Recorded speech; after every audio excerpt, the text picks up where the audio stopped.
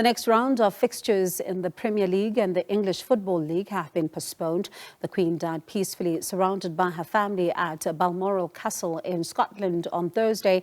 Let's now go live to London, where we find SABC News Correspondent Cullen. Ross, thank you so much for your time this afternoon. We saw the King and the Queen consorts arriving, greeting some of the crowds that were gathered there. Talk to us about that moment.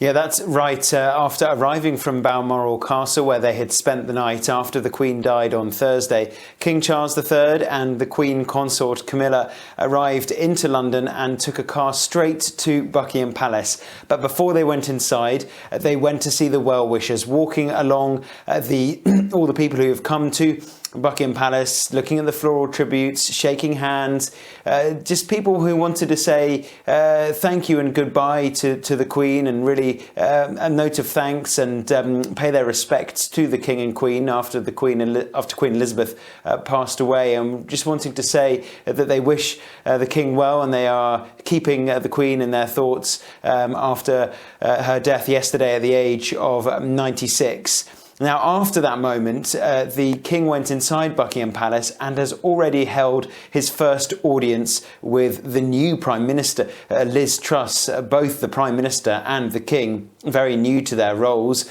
and they have already had their first meeting. It's something that is a tradition in the United Kingdom. Usually on Tuesdays during a normal parliamentary process, the Prime Minister will have an audience with the King or with the Queen, and this was the first time that Liz Truss had a chance to meet the King for her first audience as Prime Minister. Now, what will be happening a little bit later on is a service of commemoration and in memory of the Queen will be held at St Paul's Cathedral here in London.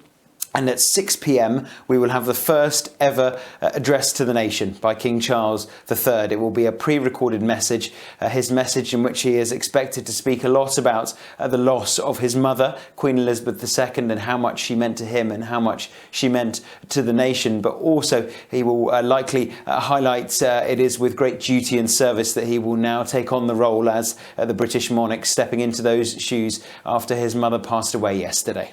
And talking about that message to the nation tonight, it's going to also be important because when you listen to quite a number of people, they talk about how the Queen, for them, in London was almost like a calming figure, someone that they looked at as a grandmother. They looked at as, the nation's almost like beacon of hope for some. And what he says then, tonight to the nation as head of state is going to be critical because they need to hear from him on assurances that things are going to be okay going forward. Exactly that. When the Queen came to the throne, she was very young, and she was a modern young queen. Her coronation in 1953 was the first royal coronation ever to be televised. Then she moved through and her 70-year reign throughout the 1960s, the 1970s. And then, you're right, she became almost a grandmotherly figure for the nation. She represented 70 years of service spanning numerous generations. Only people who were born in the 1930s or 40s will be able to remember the last time this happened, the last time a monarch died, the Queen's father, and there was a new monarch installed. That was in 1952, and then since then 70 years of the same monarch, and that has represented, as you say, constancy, a reference point that never changes despite the fact that political changes happen. Governments come and go, there are economic pressures, US presidents come and go, and there are major world changes.